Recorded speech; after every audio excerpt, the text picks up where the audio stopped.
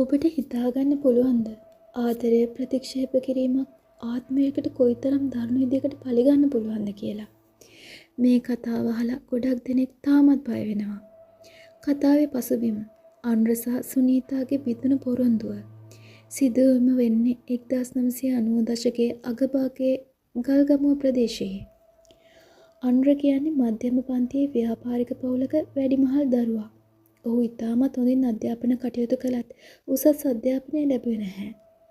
නිසි වයසට පැමිණි පසු පවුලේ ව්‍යාපාර කටයුතු වලට සම්බන්ධ වූ අනුර ඉතාමත් හොඳින් වැඩ කටයුතු කරගෙන ගියා. සුනීතා යනු දුප්පත් පවුලක එකම දියණිය. ඇගේ පවුලේ වූ අගහිමිකම් නිසා ඇයට තම අධ්‍යාපන කටයුතු නිසි ලෙස කරන්න පුළුවන්කමක් තිබුණේ නැහැ. ඇය නිසි වයස සම්පූර්ණ වූ පසු වෙළඳසැලක සේවය සඳහා ගියා. එම වෙළඳසැල අනුරගේ.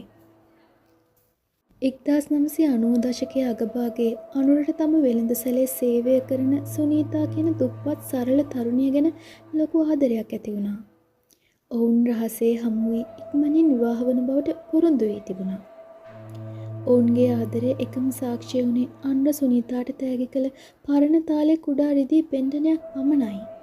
හැබැයි අනුරගේ පවුල ඉතා ධනවත්. ඔවුන් මේ සම්බන්ධයට දැඩි ලෙස විරුද්ධ වී අනුරට බල කළේ ධනවත් පවුලක නිරෝෂා නම් ගැහැණු ළමයෙකු විවාහ කරගන්නා ලෙසට.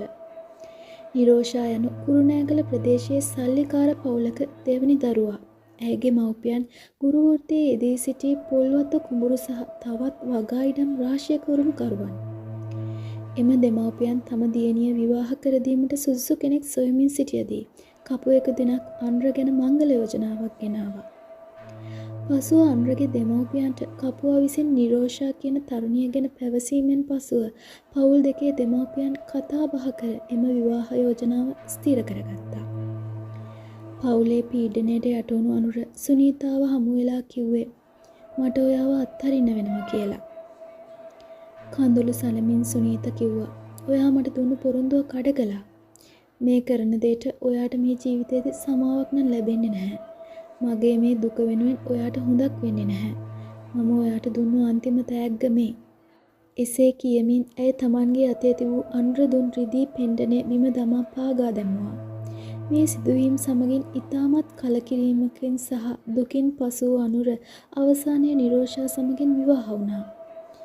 ඊට සතියකට පමණ පසු කළු සාරියක් ඇඳගෙන සිටි සුනීතා ගෙල වැළලගෙන සිය දිවි නසාගත් බව ගම පුරා ආරංචි වුණා. ඇය මියගිය ස්ථානයේ කැඩී ගිය රිදී පෙන්ඩනයේ කොටස් සොයා ගැනීමට හැකි වුණා. අනුර විවාහයට වී ටික කලකින් බියකරු දේවල් වෙන්න පටන් ගත්තා. බිරිඳ නිතර කිව්වේ රාත්‍රියේ නිවසේ උළුවස්ස ළඟින් කළු ඇඳුම් ඇඳගත් කාන්තාවකගේ සෙවණැල්ලක් දකිනවා කියලා. ඒ සෙවණැල්ල දිහා බැලුවාම ඇඟ සීතල වෙලා කාමරයේ උෂ්ණත්වය එකවර පහළ වැටෙනවා වගේ දැනෙනවලු. අනුර සහ නිරෝෂා අතර සුළු දෙයට පවා තදින් රණ්ඩු ඇති වුණා. නිරෝෂ සමහර වෙලාවට කතා කළේ සුනීතාගේ කටහඬට සමාන වෙනත් කටහඬකින් බව අනුරට දැනුණා. ඒ සෑම ආරවුලකදීම ඔවුන්ගේ නිවසේ වූ බඳුන් හෝ වීදුරු බිඳී යන ශබ්දයක් ඇසෙන්නට පටන් ගත්තා. නිරෝෂාගේ මාල පෙට්ටියේ තිබූ ඇගේ විවාහ මංගල පෙන්ඩනය අතුරුදහන් වුණා. ඊට පැය කිහිපයකට පසු එය හමු වුණේ ඔහුගේ කාමරයේ බිම කුඩා කොටස් වලට කැඩී බිඳී තිබියදී. හරියට සුනීතා ඇගේ පෙන්ඩනය පාගා දැමුවක් මෙන්. අවසානයේ අනුර දක්ෂ යකදරකු මුණ ගැසී පැවසුවා මේ සියලු සිදුවීම්.